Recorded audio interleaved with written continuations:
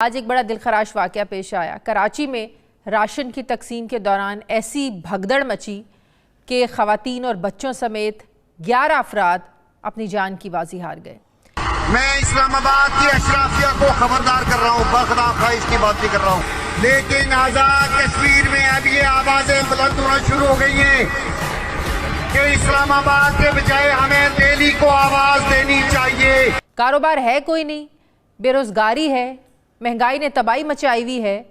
ایسے میں راشن لینے والوں کی تعداد کا تو اندازہ لگانا کوئی مشکل نہیں ہے۔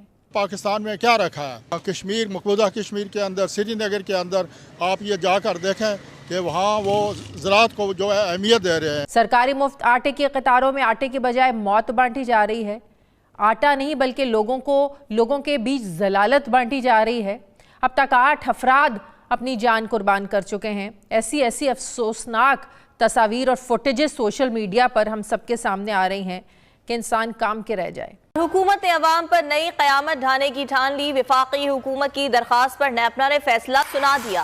آئی ایم ایف کے دباؤ پر آئندہ مالی سال سے صارفین پر مزید 3 روپے 23 پیسے فی یونٹ سرچارج عائد کرنے کی اجازت۔ ہونا تو یہ چاہیے کہ آزاد کشمیر کے اندر تو بجلی فری ہونی چاہیے مقبوضہ کشمیر کے مقابلے میں۔ وہاں تو وہ ہمارے بارڈر کے سامنے ہے، جب رات کو ہم دیکھتے ہیں تو اس طرف تو جگمگا ہوتی ہے، تو لیکن ہماری 2 گھنٹے 3 گھنٹے جو ہے نا وہ بجلی بند ہوتی ہے۔ اور یہ پریشان کن بات، ہماری عدالتیں اور ہمارے جج یہ ٹھیک ہوتے اور ہمارے جرنیل ٹھیک ہوتے تو پاکستان کبھی صورتحال کو نہ پہنچتا۔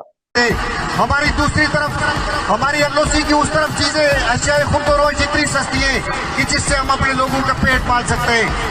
اور دوسری بات میں ایک بڑی خطرناک بات کرنے جا رہا ہوں دوستوں معذرت کے ساتھ، لیکن آزاد کشمیر میں اب یہ آوازیں بلند ہونا شروع ہو گئی ہیں کہ اسلام آباد کے بجائے ہمیں دہلی کو آواز دینی چاہیے۔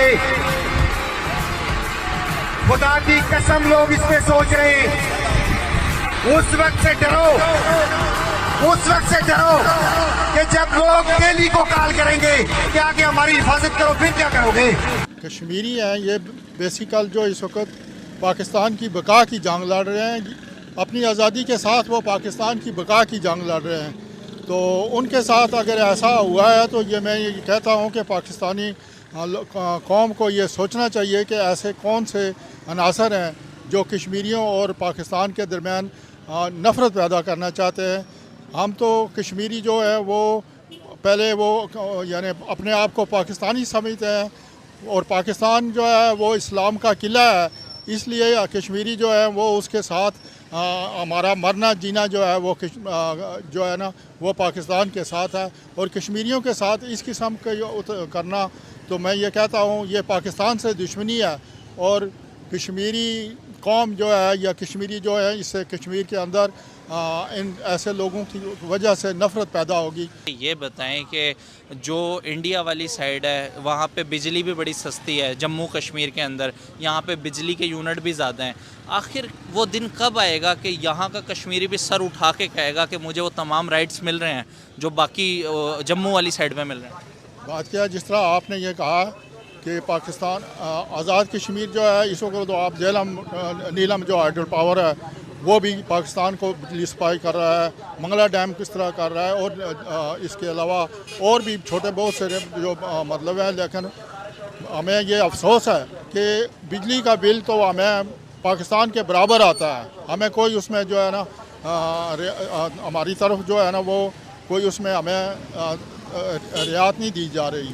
تو ہونا تو یہ چاہیے کہ آزاد کشمیر کے اندر تو بجلی فری ہونی چاہیے مقبوضہ کشمیر کے مقابلے میں۔ وہاں تو وہ ہمارے بارڈر کے سامنے ہے، جب رات کو ہم دیکھتے ہیں تو اس طرف تو جگمگا ہوتی ہے، تو لیکن ہماری 2 گھنٹے 3 گھنٹے جو ہے نا وہ بجلی بند ہوتی ہے۔ تو یہ بھی جو ہے نا ہمارے لیے قابل افسوس بات ہے کہ مقبوضہ کشمیر کے اندر آپ نکیال میں جائیں، چکوٹھی جائیں، بارڈر پہ جائیں تو وہاں تو بجلی کی کوئی لوڈ شیڈنگ نہیں ہے، لیکن یہاں لوڈ شیڈنگ بھی ہے اور بجلی کا جو ہے مطلب ہے بل وغیرہ بھی وہ مقبوضہ کشمیر سے زیادہ دیے جا رہے ہیں۔ ترقی اور ڈیولپمنٹ کے اندر آپ کو لگتا ہے کہ مقبوضہ کشمیر آزاد سے بہت آگے ہے؟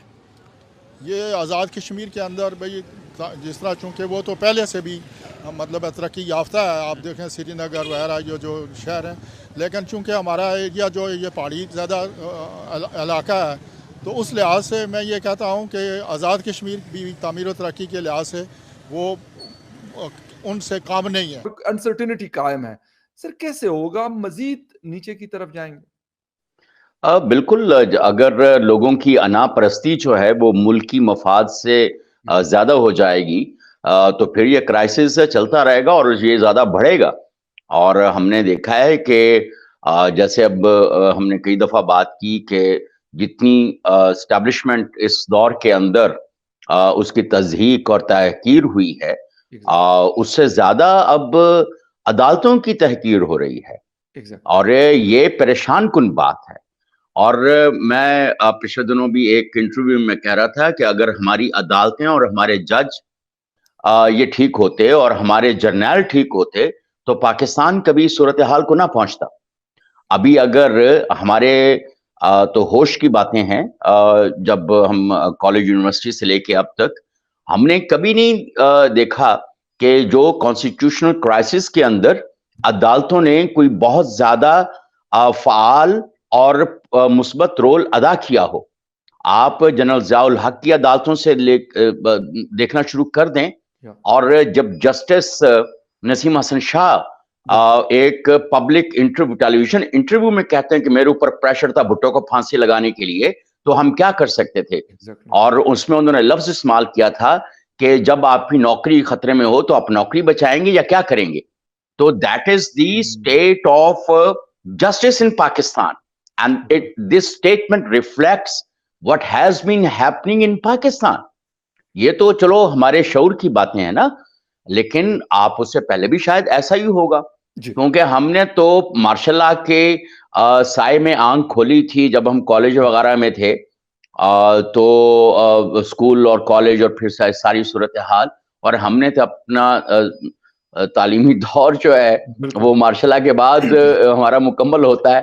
لیکن کرائسس چلتا رہا ہے. ابھی اگر ہم چیف جسٹس افتخار چودھری صاحب کو لے لیں, پھر اس کے بعد آپ نام لیتے جائیں اور کرائسس دیکھتے جائیں. اب جس طرح اب پہلے آپ نے بھی دیکھا ہوگا کہ اب کتنے لوگ جو ہیں دنیا کے وہ پاکستان کی جو سپریم کورٹ ہے اس کے اوپر کیسے ہنس رہے ہیں اور اس کے اوپر مذاق بن رہا ہے.